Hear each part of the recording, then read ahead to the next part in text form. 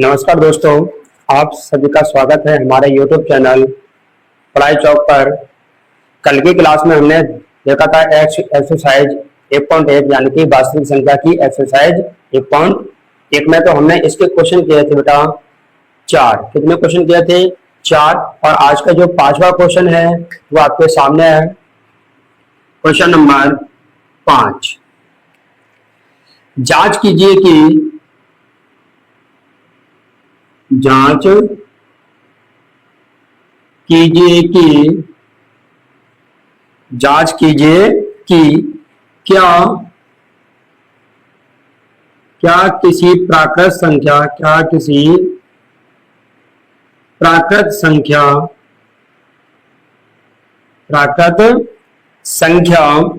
n के लिए संख्या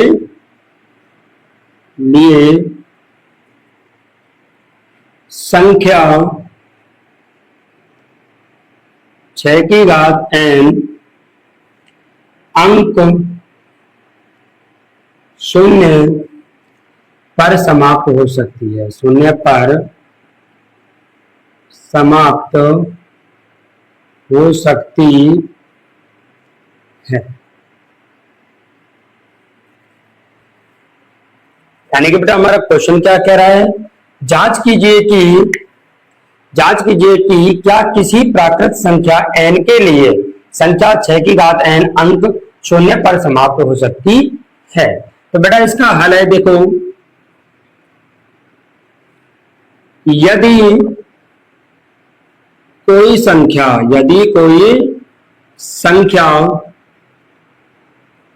0 पर समाप्त होती है, 0 पर समाप्त होती है, तो वह 10 से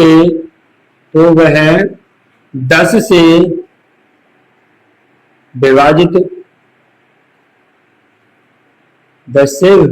हो सकती है।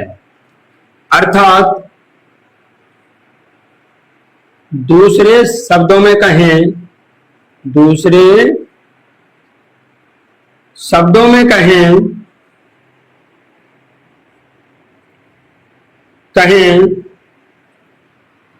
कि उस संख्या के अभाज्य गुणनखंडों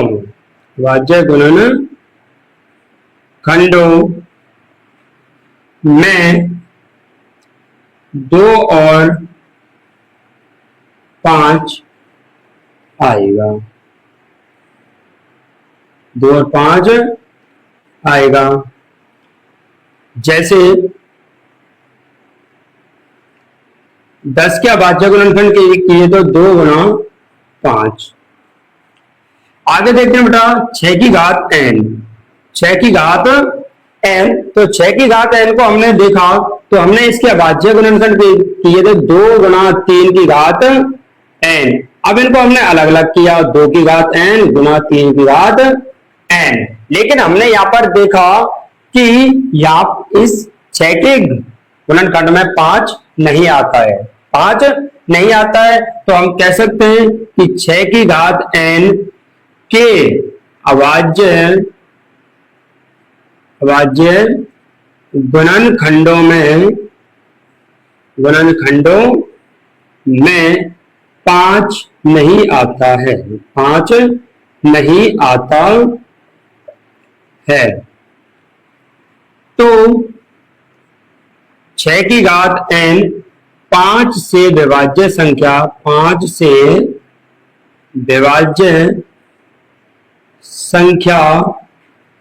नहीं है। 5 से विभाज्य संख्या नहीं है, क्योंकि हमने देखा था कि 10 के अभाज्य गुणनखंड में 2 और 5 आया था और 6 के में 2 और 3 आया है। यदि 5 और आ जाता तो यह 5 से विभाज्य होती। तो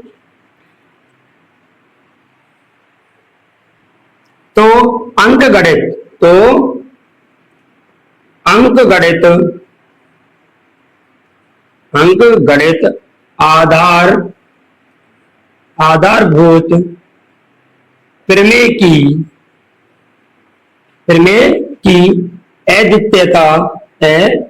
अद्वितीयता हमको यह निश्चित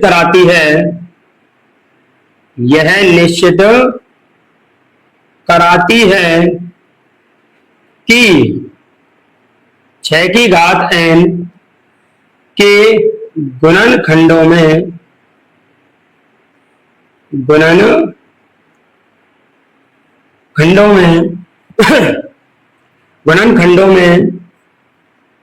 2 और 3 के अलावा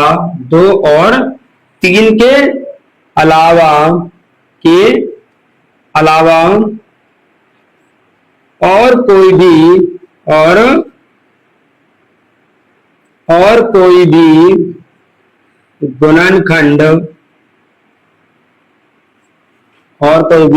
गुणनखंड नहीं आ सकता है। तो हम कह सकते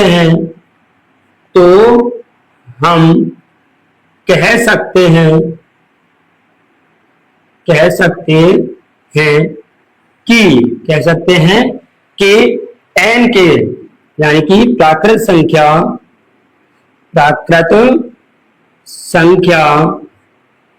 n के लिए 6 की घात n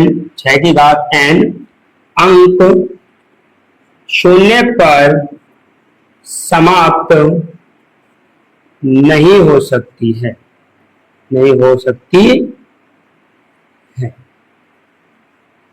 That's all.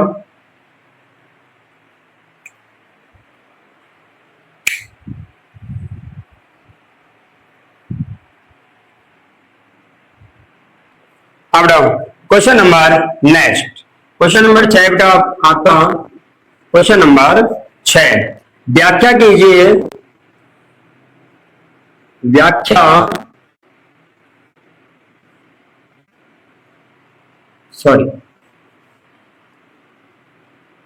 व्याख्या कीजिए कि 7 गुणा 11 गुणा 13 प्लस 13 और 7 गुणा 6 गुणा 5 गुणा 4 गुणा 3 गुणा 2 गुणा 1 प्लस 5 भाज्य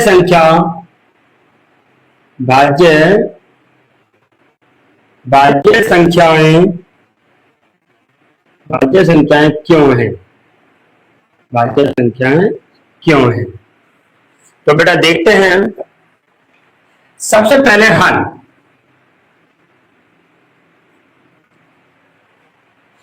भाज्य संख्या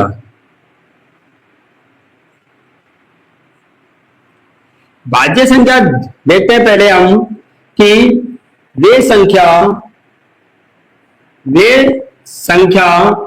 जिनमें एक और स्वयं के अलावा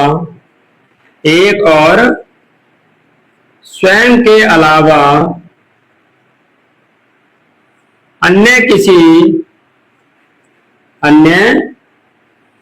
किसी संख्या का भी भाग जाता है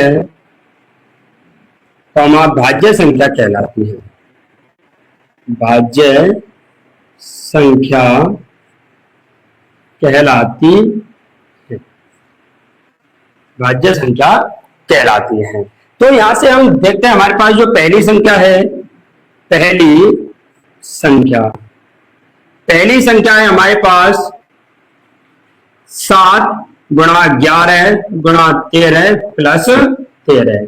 यहां पर 2 खंड है तो यहां से कॉमन आया बेटा 13। क्या आया? 13।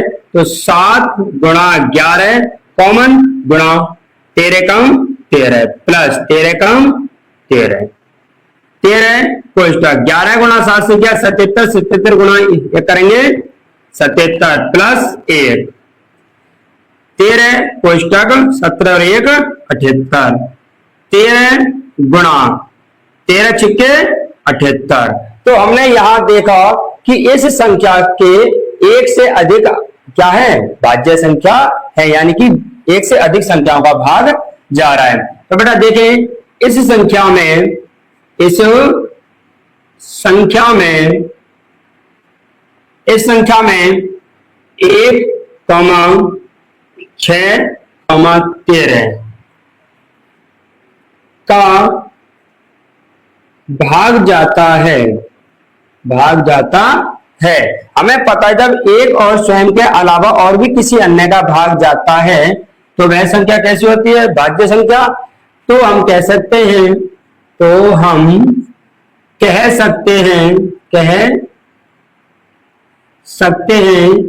कि यह एक भाज्य संख्या है।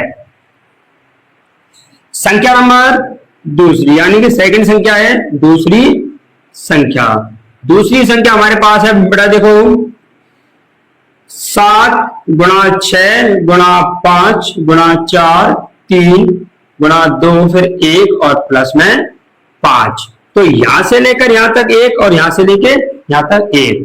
तो यहां से कॉमन क्या रहा बेटा 5, कॉमन क्या रहा है 5। तो 7 गुणा 6 गुणा 5 गुणा 4, सॉरी यहां से हमने 5 लिया था कॉमन, तो हम क्या करेंगे 7 गुणा 6 गुणा 5 एकम 5, यहां पे क्या आएगा 1 गुणा 4 गुणा 3 गुणा 2 गुणा 1 और प्लस में 5 एकम 5।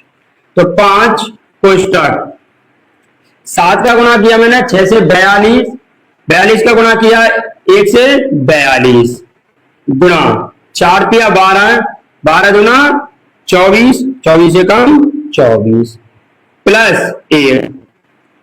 तो बेटा 5 कोष्टक 24 गुना 48 का 8 का हासिल 4, 24 चौके 96, 96 और 4 100, 1008 प्लस 1 तो 5 कोष्टक 1009, 1009। यदि मैं 5 का गुणा करता हूं किससे 1009 से, तो मेरे पास आएगा 5405, यानी कि 5045। तो 5045 में यानी कि हमने, यदि हम इस संख्या को देखें तो इसमें 1, 5 और 1009 का, 1 का तो भाग हर संख्या में जाता है, 5 का इसमें जा रहा है क्योंकि इसका इकाई क्या है 5, और 1009 का क्यों जा रहा है क्योंकि हमने जब 5 गुणा किया था 1009 तो हमारे पास क्या आया था 5045।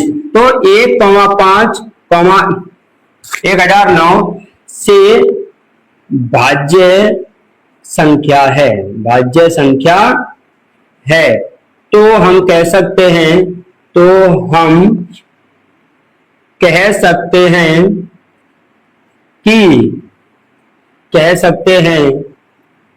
कि यह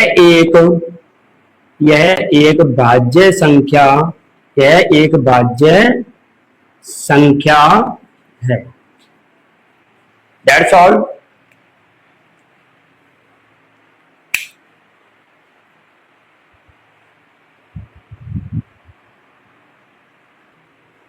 नेक्स्ट क्वेश्चन बेटा, क्वेश्चन नंबर 7। क्वेश्चन नंबर 7 है आपका, किसी खेल के मैदान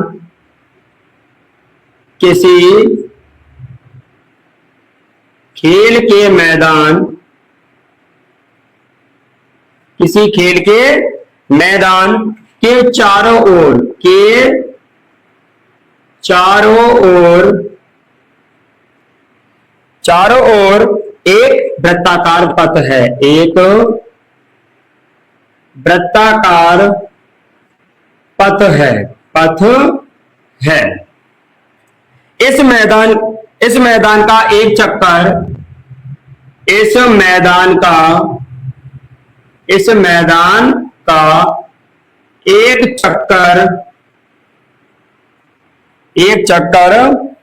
लगाने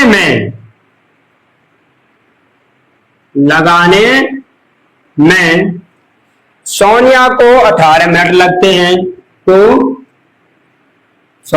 सोनिया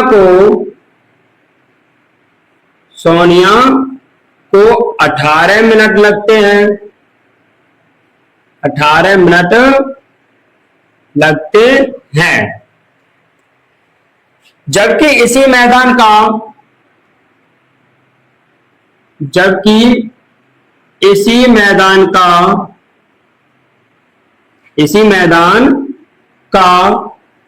एक चक्कर लगाने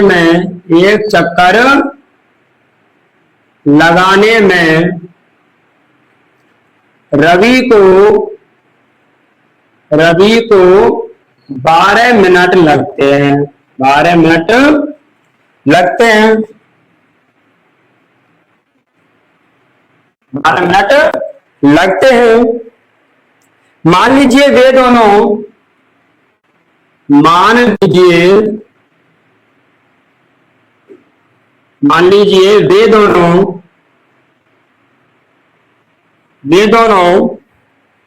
एक ही स्थान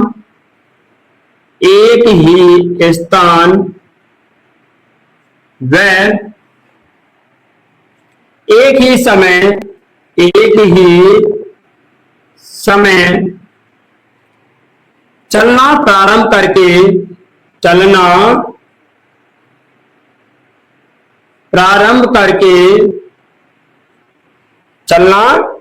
करके एक ही दिशा में चलते हैं,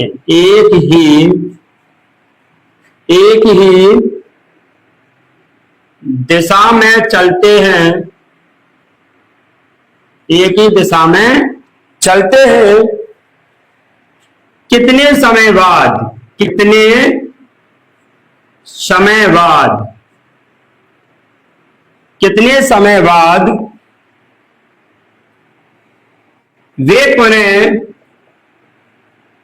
वे पुनः प्रारंभिक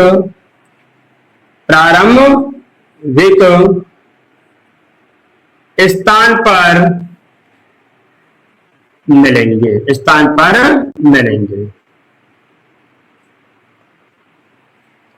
अब फिर से क्वेश्चन देखें। किसी खेल के मैदान के चारों ओर एक वृत्ताकार पथ है। कैसा बेटा? गोल क्या है?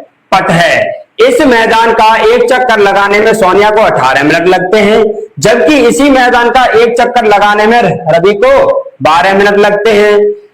मान लीजिए कि वे दोनों एक ही समय चलना प्रारंभ करके एक दिशा में चलते हैं, तो कितने समय बाद वे पुनः प्रारंभिक स्थान पर मिलेंगे? प्रारंभिक स्थान का अर्थ है कि जहां से उन्होंने पहले चलना शुरू किया था उसको ही क्या कहते हैं? प्रारंभिक स्थान। लेकिन इस प्रारंभिक स्थान पर वो दोबारा कितने मिनट बाद मिलेंगे? तो बेटा देखते हैं हल।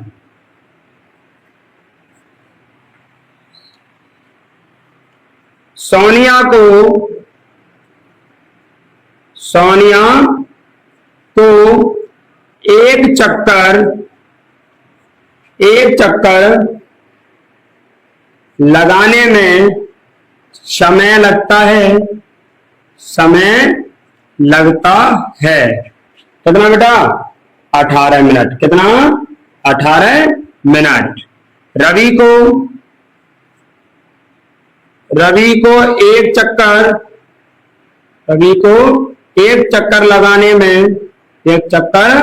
लगाने में समय लगता है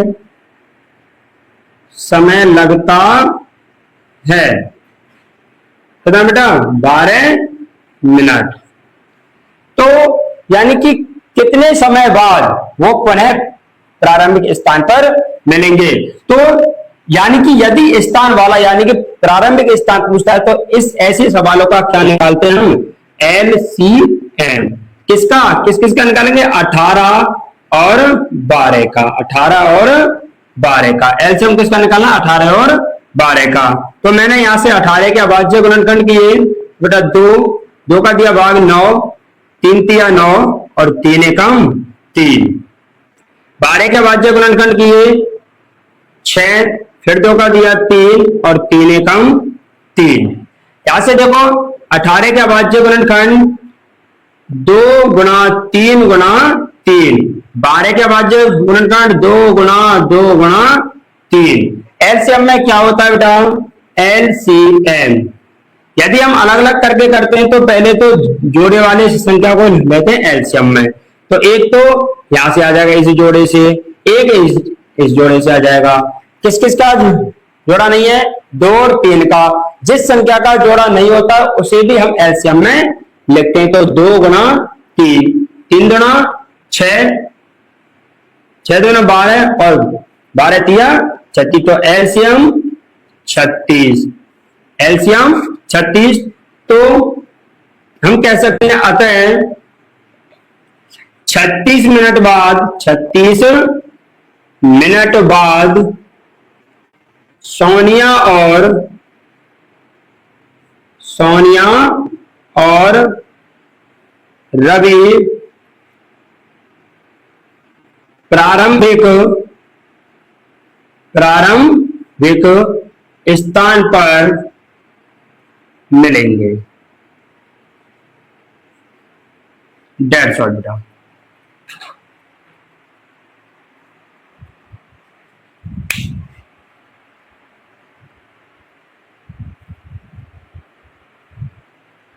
अब बेटा आपकी जानकारी के लिए एक उदाहरण और करा रहा हूं बेटा मैं। उदाहरण नंबर 1, 96 और 404, 96 और 404 का अभाज्य गुणनखंड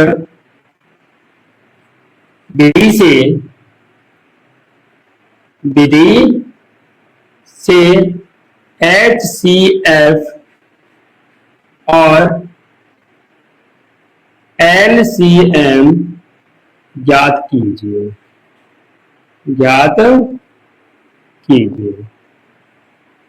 हाँ बेटा देखें हल। कौन कौन सी संख्याएं? 96 और 404। तो बेटा देखो 96 पहली संख्या 96 है और दूसरी बेटा 404। तो पहले तो 96 के अभाज्य गुणनखंड 2 का जाएगा भाग, 2 चौक 8 और 2 अट्ठे 16। फिर 2 का दिया बेटा 24 बार जाएगा, फिर 2 का दिया 12, फिर 2 का देंगे 6 और फिर 2 का देंगे 3 और 3 एकम 3। 404 में 2 का जवाब 2 दूना 4, 0 2 दूना 4, 2 एकम 2, 0 2 एकम 2 और 101 का भाग देंगे 101 में तो एक बार। तो बेटा देखो यहाँ 96 के अभाज्य 2 गुणा 2 गुणा 2 गुणा 2 और गुणा में 3।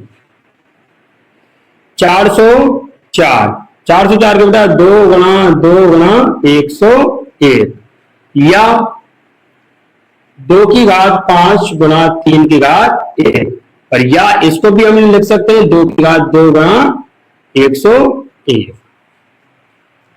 अब देखते हैं बेटा एचसीएफ।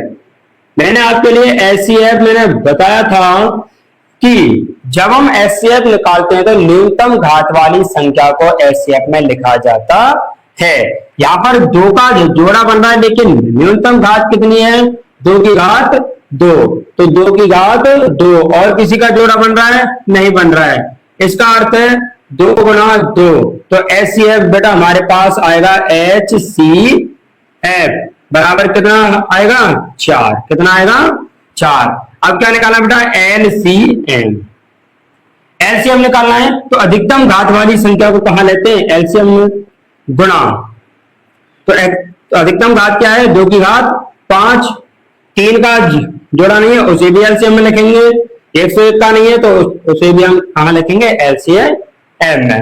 तो यहां से आगे इसको देखते हैं 2 गुणा 2 गुणा 2 गुणा 2 गुणा 2 गुणा 3 गुणा 101। तो बेटा 2 दूना 4, 4 दून 8, 8 दून 16, 16 दूना 32। यहां तक हमने किया गुणा 200, सॉरी यहां तक किया गुणा हमने 32 और 3 का गुणा 101 से करेंगे तो 303। 32 गुणा क्या करना है? 32 गुणा 303। तो बेटा 6 और 3 तिया 9।